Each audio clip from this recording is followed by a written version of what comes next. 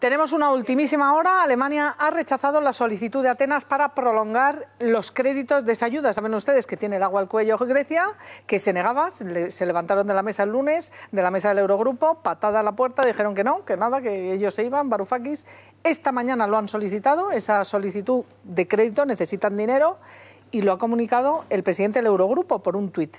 Bueno, pues la noticia a estas horas es que el ministro de Finanzas alemán dice que no. Y como además esto se tiene que aprobar por unanimidad, mañana se reúnen veremos las bolsas, porque estaban subiendo en cuanto nos hemos enterado que habían pedido ese rescate, esa prolongación, y resulta que ahora lo rechaza Alemania. Esta es la última hora, pero me gustaría que vayamos a algo que está todavía por encima de esto, la conmoción que hemos vivido esta semana con el asesinato de esos 21 cristianos en las aguas del Mediterráneo, que nos bañan a nosotros. Y fíjense ustedes, vamos a recordarlo, y vamos a recordar, como dijo el Papa, estamos hablando de mártires, porque les mataron por ser cristianos, así de sencillo.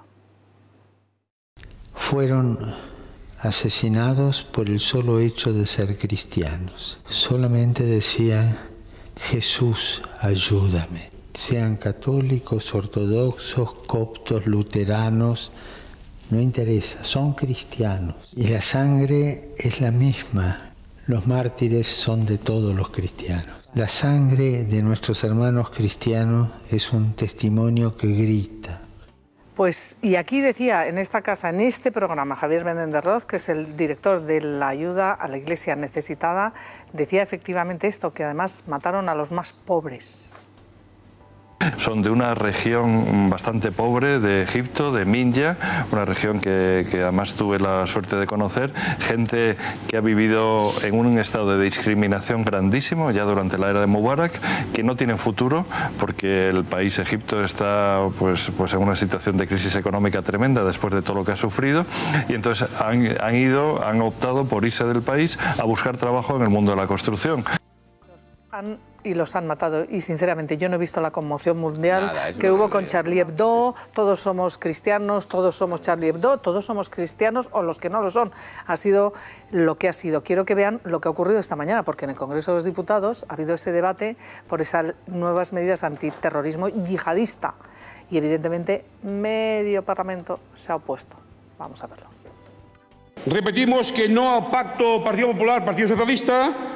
Monumento a la ineficacia, un monumento a la hipocresía porque apunta a los independentistas catalanes y vascos y gallegos, un monumento al oportunismo porque sirve para que Pedro Sánchez se ponga un smoking de estadista. Por cierto, a cabo de 24 horas el smoking hecho ya unos harapos. Este pacto no es un pacto antiyihadista, es un pacto anticiudadanía. Y con ello ustedes convierten en terrorista todo acto de protesta política y social en la calle, incluso todos los procesos soberanistas como son el vasco y el catalán. Va a facilitar, si se quiere, la persecución como terrorismo de actos que solo son acciones de movilización contra el sistema político imperante.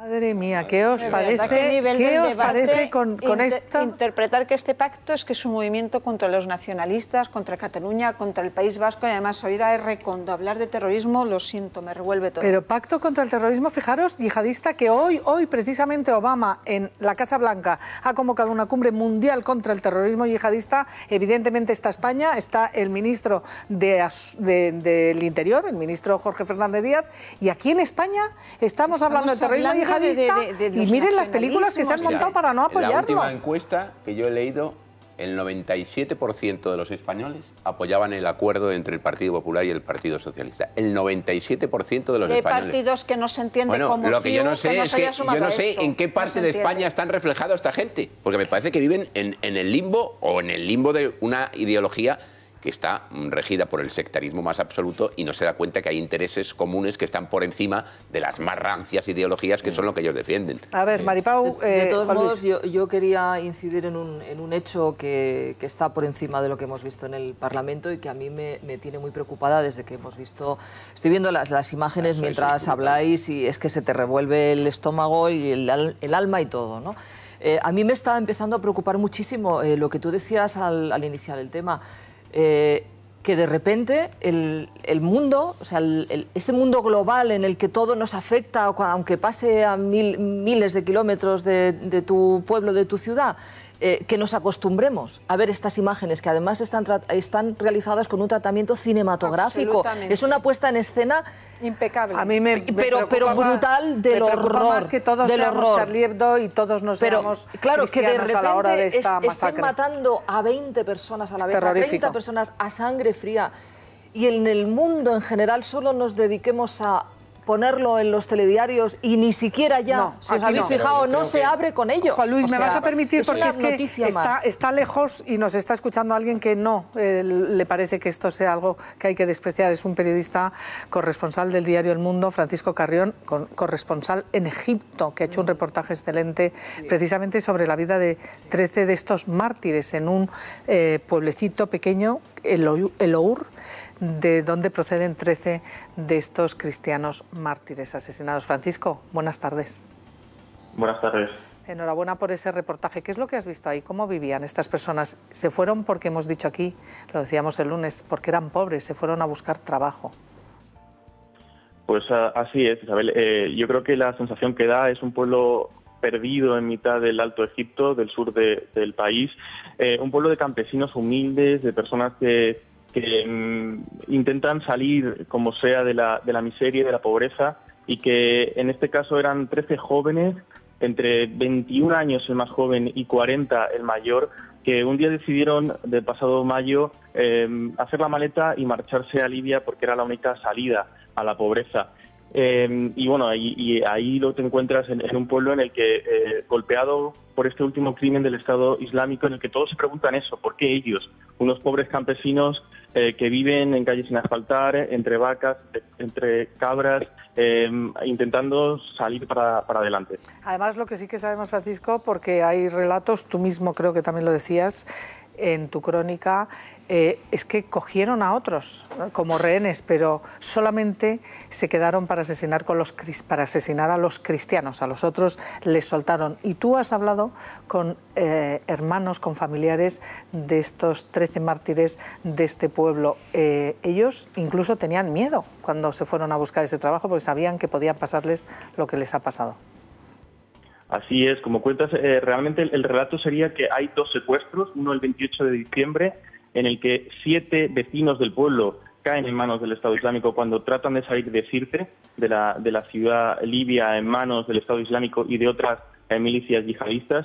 Hay 7 que caen y el resto de trabajadores del pueblo empiezan a tener miedo, ¿no? Incluso en conversaciones con los hermanos, ellos nos contaban hace 2 días que había incluso alguno de ellos que el día de antes ya les estaba diciendo que estaba buscando una salida segura, y justo al día siguiente, el 3 de enero, se produce el segundo rapto, en este caso de 13. En total son 20 los que son secuestrados, todos más o menos del mismo pueblo o de los alrededores de una provincia rural de Egipto, y son trabajadores, emigrantes en Libia que intentan ganarse la vida. Y además padres de niños, uno de ellos incluso acaba de tener una niña y no la va a conocer, claro. Exacto, sí, hay historias de personas, de los más mayores, que tenían familia, 3 hijos, 4 hijos, que los han perdido, y que además de una manera brutal, ¿no? Es decir, las familias habían visto, y eso también impresionaba mucho, las familias habían visto el vídeo íntegro, un vídeo con un tinte totalmente cinematográfico en cuanto a la puesta en escena, ¿no? Con cabezas calientes, con grúas, con las imágenes gráficas de la agonía y del martirio, y ellos mismos los habían visto e incluso decían que daban, algunos de ellos incluso, las gracias al Estado Islámico porque habían sabido cómo había sido el final, ¿no? Y que todos ellos habían implorado a Jesús en el último momento y que los consideraban mártires. De hecho, en el pueblo el ambiente que había era de considerarlos mártires, héroes de una larga persecución que viven los coptos en Egipto.